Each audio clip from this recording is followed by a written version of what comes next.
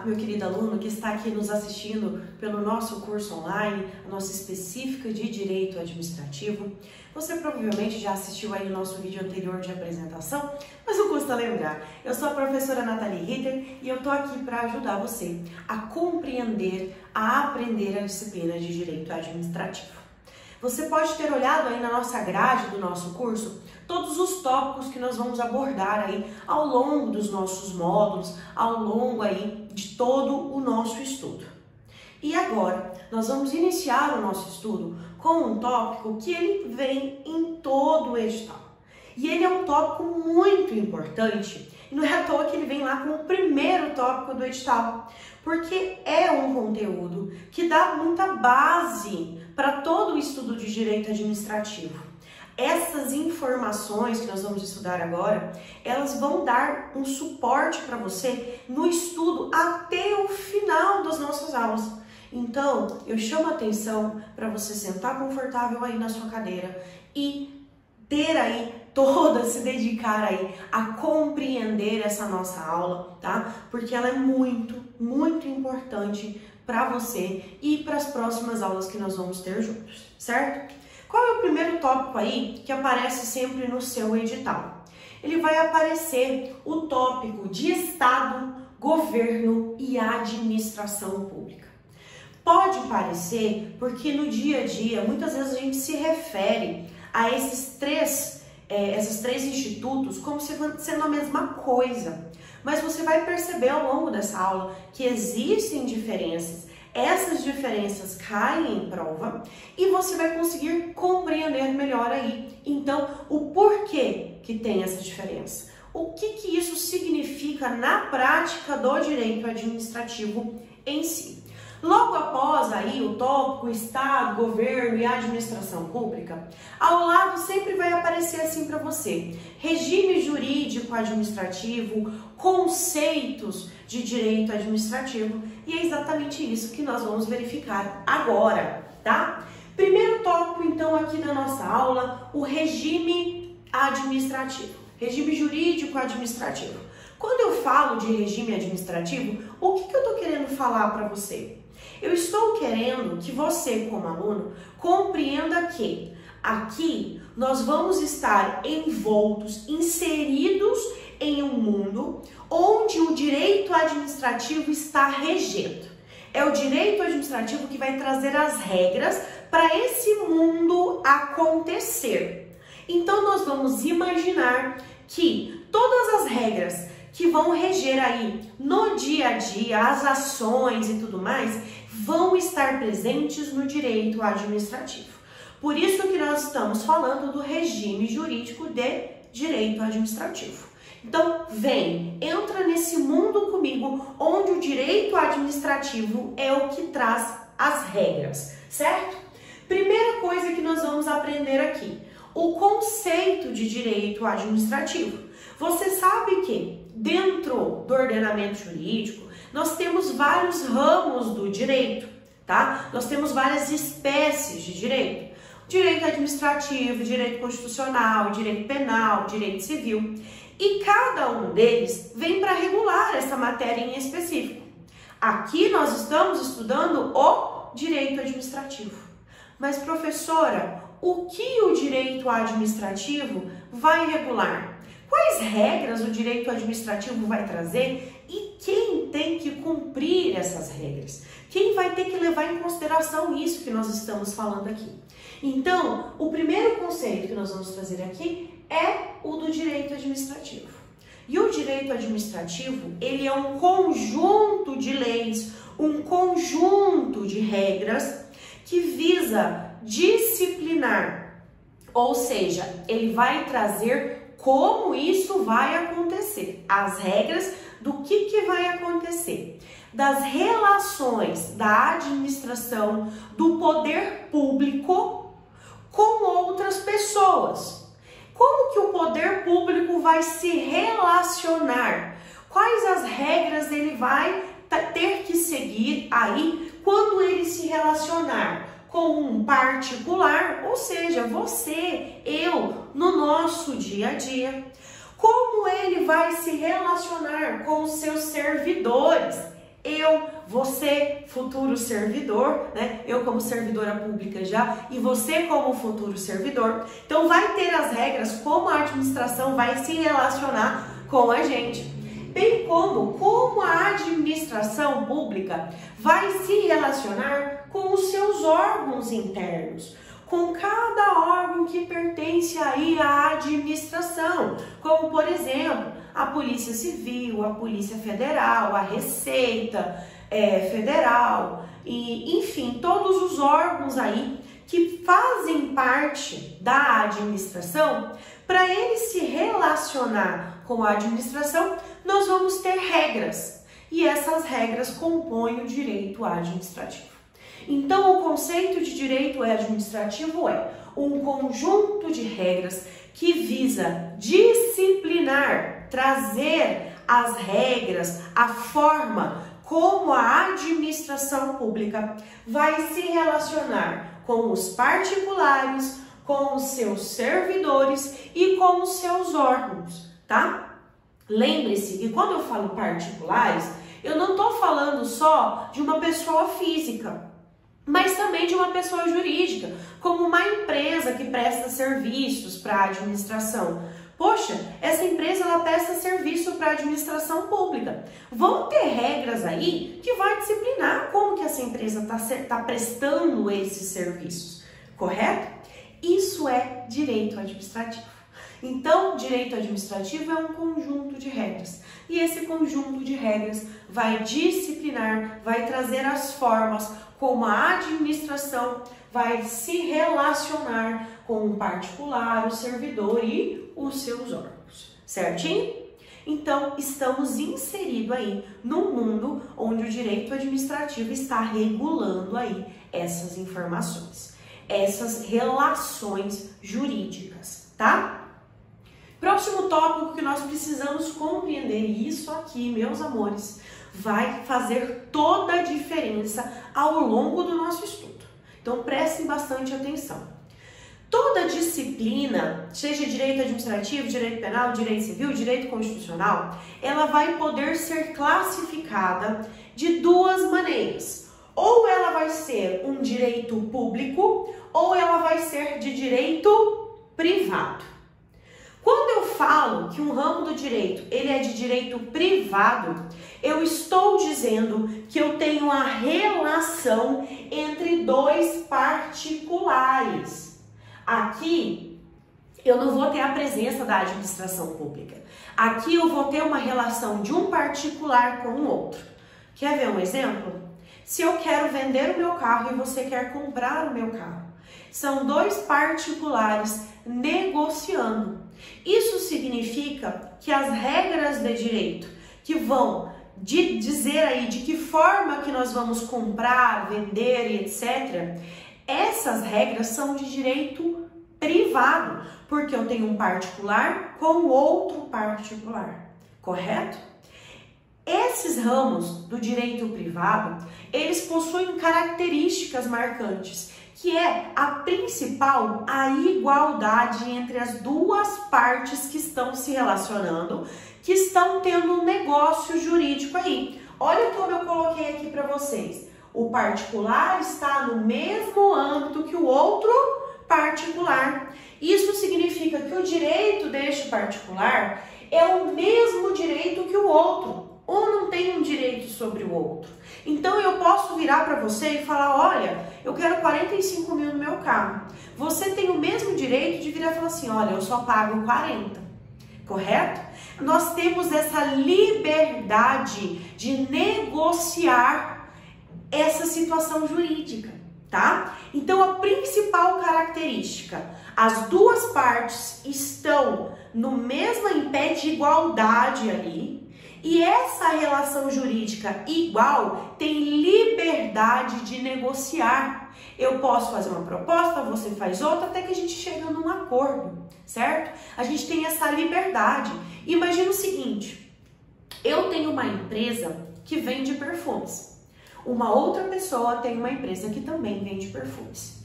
Eu posso oferecer o meu perfume por 5 mil reais, enquanto a outra empresa pode oferecer por 300 reais.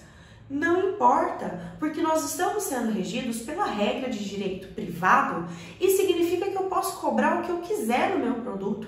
Quem estiver disposto a pagar, não tem nada aí que diz que eu não posso vender o meu produto a esse valor, certo? Isso é liberdade negocial, isso é liberdade de negócio jurídico. Eu estou fechando um negócio. Que negócio? Compra e venda de um produto. Eu vendo por quanto eu quero, você compra se você quiser. Se você quiser me fazer uma contraproposta, você faz e nós temos essa liberdade, certo? Agora, o que eu preciso que você compreenda é as regras do direito público. Olha o que o nome diz, direito público. Nós estamos falando de ramos do direito que vão ter as regras, vão ser aplicados à administração pública. Isso significa que quando eu estiver falando aqui, da administração, se relacionando com essas pessoas, essa relação vai ser regida pelo direito público. Professora, na prática, isso significa o quê? Significa que eu vou ter a administração pública aqui e o particular vai estar aqui embaixo, tá? Eu tenho a administração em cima e o particular embaixo. Olha a diferença. Aqui no direito privado eu tenho uma relação horizontal, enquanto no direito público eu vou ter uma relação vertical. Isso cai na sua prova, tá? Então, significa dizer que a administração está aqui em cima e o particular com quem ela se relaciona está aqui embaixo. Professora, significa dizer que a administração tem hierarquia sobre o particular? Não. A administração, ela não vai mandar, porque quando a gente fala de hierarquia, a principal característica é você falar que manda. Por exemplo, o seu pai tem hierarquia sobre você, ele manda em você. Exemplo banal, mas é verdade. Mesmo quando você sair da casa do seu pai, ele vai continuar mandando em você? Sim, porque ele tem hierarquia sobre você, tá? Aqui não é isso que eu estou dizendo. Eu só estou falando que quando eu tiver a administração se relacionando com um particular, a administração vai estar acima e o particular embaixo. A administração vai ter vantagens nessa relação que o particular não tem. Aqui a gente não vai ter uma liberdade de negociar, porque a administração possui essas vantagens, essas prerrogativas, que inclusive nós chamamos de prerrogativas de direito público. Que são prerrogativas? Vantagens, tá? Que a administração vai ter sobre o particular. Por que, professora, que a administração está aqui em cima e o particular está abaixo? Porque tem hierarquia? Não! Corta isso do direito público. A única razão da administração estar acima e o particular estar abaixo é porque a administração pública, ela é responsável por representar, por decidir pela maioria das pessoas. A administração pública representa todo mundo. Ela cuida dos interesses de todos, tá? E é por isso que ela está acima. Como ela representa o interesse de todos, o interesse da maioria das pessoas vale mais do que o seu interesse como um particular. A administração está ali para cuidar do interesse da coletividade. Quando eu falo esse termo coletividade, eu estou falando de todos. Então a administração cuida do interesse da coletividade e como ela cuida, ela vai estar aqui em cima. E às vezes ela vai impor para você particular que está aqui embaixo algo que você não quer. Mas em razão do interesse da coletividade, você vai ter que seguir, você vai ter que cumprir. Olha um exemplo, e é o exemplo mais fácil para você visualizar do seu dia a dia, de como o interesse da administração, que representa o interesse da coletividade, está acima do seu interesse como um particular. Você tem o seu veículo. Você pode trafegar com o seu veículo na velocidade que você quiser. Se ele vai de 0 a 100, você pode gastar todo o velocímetro, certo? Vai até mais. Você pode andar a 100 km por hora. Só que a administração, para resguardar o interesse da coletividade, como? Qual o interesse nesse caso? A segurança no trânsito. Ela vai pegar uma via, uma rua, enfim, e vai colocar assim, olha, particulares, aqui você só pode, nessa via, você só pode trafegar com limite de velocidade de 40 km, certo? Isso é a administração levando em consideração o interesse da coletividade e impondo regras para você particular. Por isso que nós falamos que a administração está em cima e você embaixo como particular, e essa relação ela é vertical. Você pode negociar isso com a administração. Poxa, administração, vamos fazer o seguinte, deixa eu andar pelo menos a 50 km? Não tem liberdade nesse negócio jurídico. A administração vai impor para você. Mais à frente, quando a gente falar de alguns princípios, eu vou voltar nesse exemplo e vocês vão compreender o porquê que a administração faz isso, tá? Então lembre-se, quando eu falo de direito público, o que você precisa lembrar na hora? A administração está aqui, o particular está aqui embaixo. E se ela está aqui, nós vamos ter uma relação jurídica vertical. Isso significa que a administração pode impor e vai ter prerrogativas que o particular não vai ter nesses negócios jurídicos. Beleza? Essa é a diferença entre o direito público e o direito privado. Outra coisa importante que vai dar base, a gente está sedimentando aí o seu conhecimento de direito administrativo, né? Outra coisa que vai dar base para o seu estudo é porque todo direito, seja ele qual ramo, público, privado, seja ele direito penal, direito constitucional, tem uma coisinha chamada fontes do direito. Então, toda disciplina que você vai estudar as fontes daquele direito.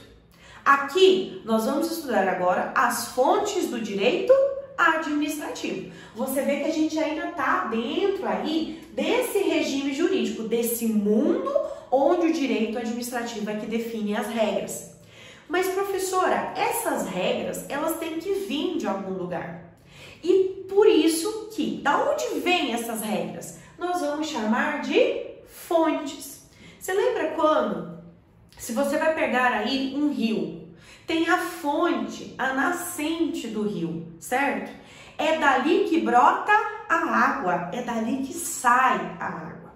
As fontes é a mesma coisa. Eu vou verificar de onde está vindo essas regras. Por que essas regras nasceram? De onde elas estão sendo criadas? E aí, em se tratando de fontes, nós vamos ter aí 3 espécies que vão se classificar de 2 maneiras. Nós vamos ter as leis, as doutrinas e as jurisprudências e os costumes. E entre elas, nós classificamos em fontes primárias e fontes secundárias, certo? Vamos lá. Primeira fonte de direito administrativo. Quando você se perguntar como a administração vai se relacionar com o particular, o primeiro lugar que você deve procurar isso é na lei. A lei é a fonte primária, a fonte principal, é a primeira. Primária, principal, primeira, tudo sinônimo. Significa que nela que você vai ter que buscar primeiro aquela regra. E quando eu falo em leis, eu estou falando em leis em sentido amplo, tá? Todo tipo de lei, lei complementar, lei ordinária, regulamentos, instruções normativas, tudo isso são leis, leis em sentido amplo, tá? Então, todas as leis são fontes primárias do direito administrativo. Agora, eu preciso chamar a atenção para vocês por uma coisa muito importante. Vou botar aqui, ó, primária, tá? A primeira, a principal. Existem decisões de tribunais, porque nós temos os tribunais, né, os TJs, que são estaduais, nós temos os tribunais federais, certo? Que eles decidem coisas, conflitos jurídicos em âmbito nacional. E nós vamos ter aí um desses tribunais, que são chamados de tribunais superiores, nós vamos ter o STF. O STF, ele tem um poder muito importante para o direito. E um desses poderes é a possibilidade deles editarem decisões. Eles vão decidir algo e eles vão falar assim, essa decisão sobre esse assunto que estava tendo algum conflito, que uma pessoa interpretava de um jeito, outra pessoa interpretava de outro, eu vejo desta maneira e a partir de agora todo mundo vai ter que ver dessa maneira, porque eu estou tornando essa minha decisão uma súmula vinculante. Quando eu falo vinculante, o termo vincular significa que é obrigatório para todo mundo. Isso a gente vai falar em outros momentos também. Eu vou falar para você que isso é algo vinculante e aí o que você vai pensar? Putz, a prof falou que vinculante vem de vincular, significa que é obrigatório para todos. Se essa súmula, essa decisão do tribunal ter o caráter vinculante, ser chamada de súmula vinculante, apesar dela ser uma decisão e não uma lei, ela vai ter força de lei. Isso significa que ela também vai ser fonte primária. Cara, isso aqui despenca em prova objetiva dessa maneira. Ela vai falar assim para você a prova. Olha, a súmula vinculante, ela é fonte secundária. Opa, não. Súmula vinculante, como ela tem força de lei, ela é obrigatória para todos, assim como as leis também são, ela é fonte primária e não secundária. Ela vai ter força de lei, ela vai se comparar a uma lei. Agora, cuidado! Se na questão vier falando apenas súmula e não vier falando que é uma súmula vinculante, porque tem diferença, aí é fonte secundária. Por que que a súmula, sem ser vinculante, ela é fonte secundária? Porque a súmula é um exemplo de jurisprudência. E a jurisprudência está aqui como uma fonte secundária. O que são, professor, então, as jurisprudências? As jurisprudências, elas são decisões dos nossos tribunais, seja os tribunais federais, seja os tribunais estaduais. Eles analisam uma matéria que tem algum conflito de interesse e eles tomam uma decisão sobre aquele caso.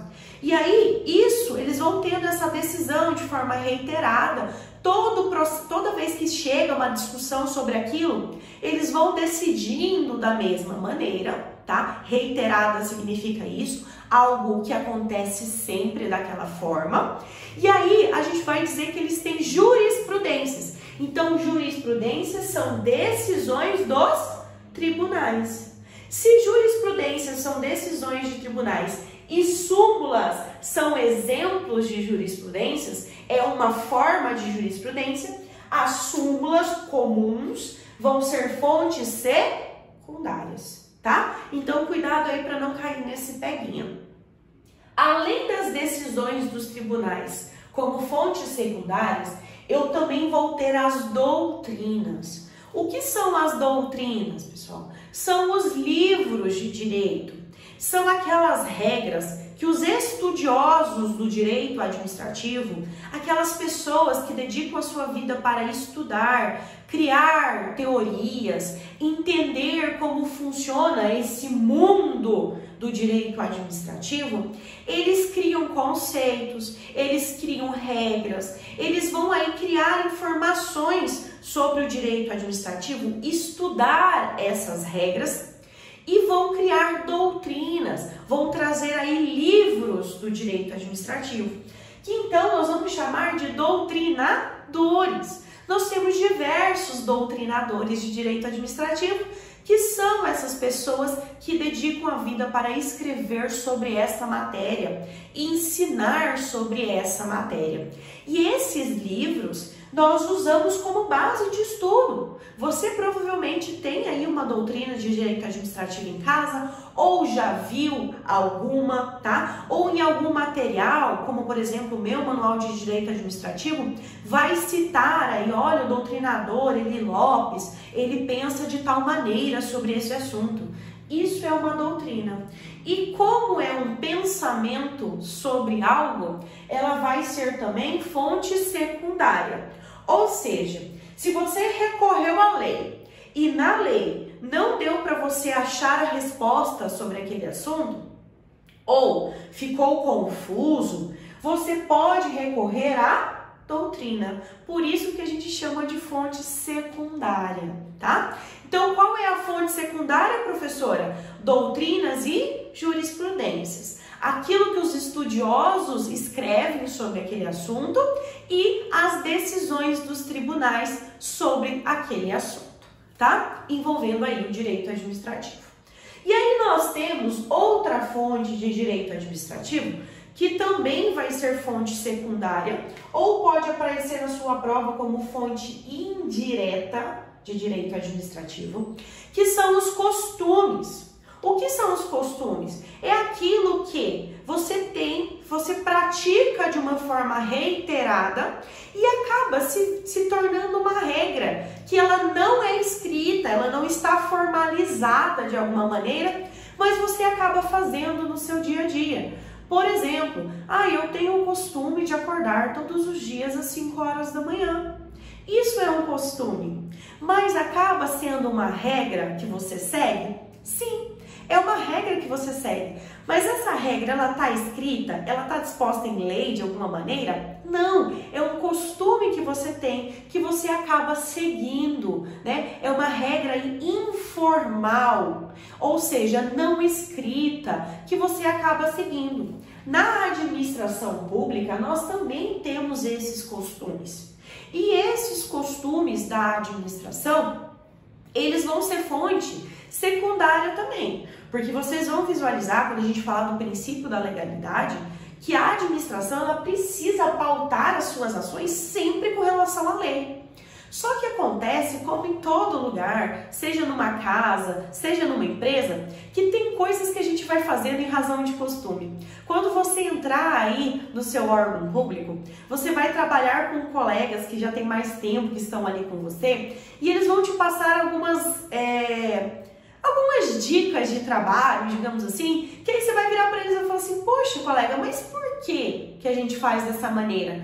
Que ele vai virar para você e falar assim, olha, não tem nada descrito, não tem uma instrução, não tem uma portaria falando sobre isso, mas a gente sempre fez assim. A gente sempre fez dessa maneira. Isso é um costume, tá?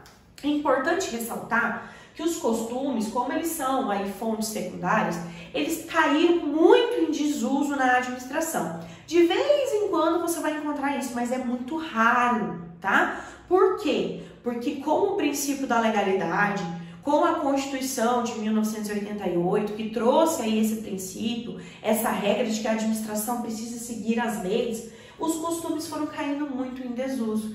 Então, muitos doutrinadores nem consideram ele mais como fonte, mas a maioria considera e a gente trabalha pela maioria para sua prova. Então, os costumes também são fontes secundárias. Você só vai fazer aquilo se aquilo não ferir alguma lei, se aquilo não estiver disposto em lei de uma forma diferente. Então, fontes são as bases aí do direito, de onde você vai estar tirando o direito administrativo, e elas vão ser classificadas em fontes primárias ou secundárias. Fonte primária, leis e súmulas vinculantes, porque súmulas vinculantes têm força de lei e elas têm um efeito que a gente chama de erga omnes. Significa aí no latim, significa dizer assim, que é para todos os homens, ou seja, todo mundo tem que cumprir o que está disposto em lei e em súmulas vinculantes. Por isso que ela é fonte primária, principal, primordial. enquanto as doutrinas, as jurisprudências, os costumes são fontes secundárias. Você só vai procurar isso quando na lei você não tiver aquela informação. Certinho? Perfeito? Beleza. Agora, outra coisa que nós temos que falar aqui, ainda dentro do regime jurídico de direito administrativo, que é muito importante. Sabe quando eu falei do princípio da legalidade?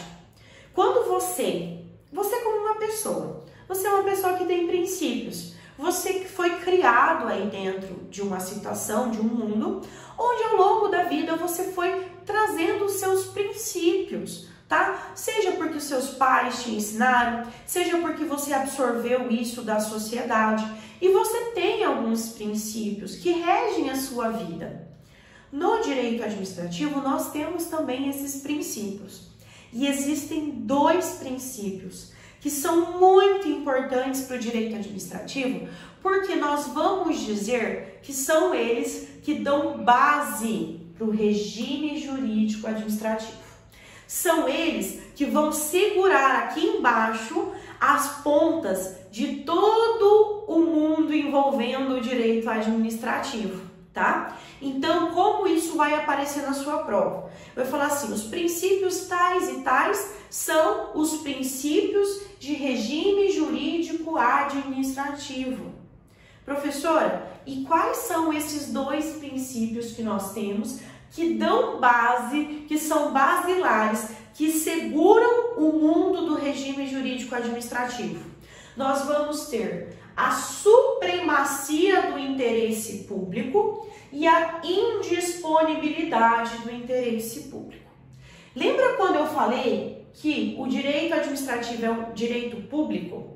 E eu falei que a administração está acima e o particular está abaixo? É isso que eu estava dizendo para você.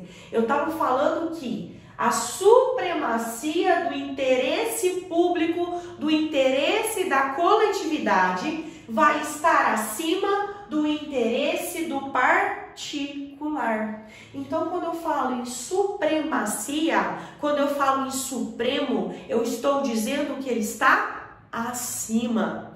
A supremacia do interesse público, a superioridade, o interesse público. Público quem? Da coletividade, as vontades da coletividade, que são representadas pela administração pública, elas estão acima do interesse do particular. Por isso que nós falamos que a supremacia do interesse público, em razão do direito público ter essas características, ela é base para o regime jurídico de direito administrativo. Então, tudo que acontecer, levando em consideração as regras de direito administrativo, ela vai ter como base essa supremacia. O interesse do público, da coletividade, está acima do interesse do particular. E isso acontece porque a administração está aqui representando o interesse público, representando o interesse da coletividade. Sacou? Agora, nós temos um outro princípio que dá base. Os dois, eles não são separados, tá? São dois princípios, mas que para dar a base, eles vão se somar. A soma desses dois princípios, olha o que eu falei. Um é um pezinho, o outro é o outro. Se eu tirar um pezinho, tudo cai. Então, os dois precisam existir para que esse mundo de direito administrativo também exista, tá? Olha só. Qual que é o outro pezinho, qual que é a outra base, qual que é o outro princípio que vai segurar o regime jurídico administrativo? É o princípio da indisponibilidade do interesse público, do interesse coletivo. O que significa, meus amores, a palavra indisponibilidade? Vem da palavra indisponível, e a palavra indisponível vem da palavra dispor. E quando eu falo dispor, eu estou falando que eu posso abrir mão. Então, disponibilidade é abrir mão de algo. Indisponibilidade significa que eu não posso abrir mão. Ó, indisponibilidade.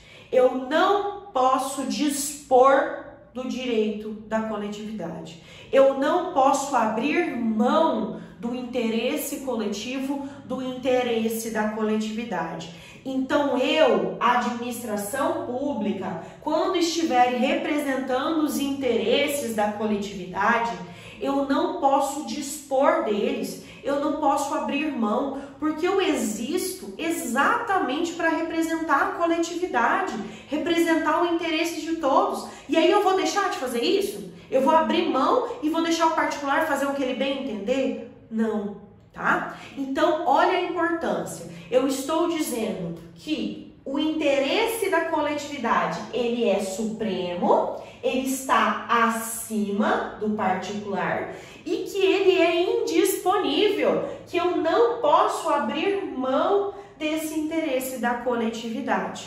Eu preciso sempre, ao desempenhar as minhas funções, ao me relacionar, ter essa indisponibilidade.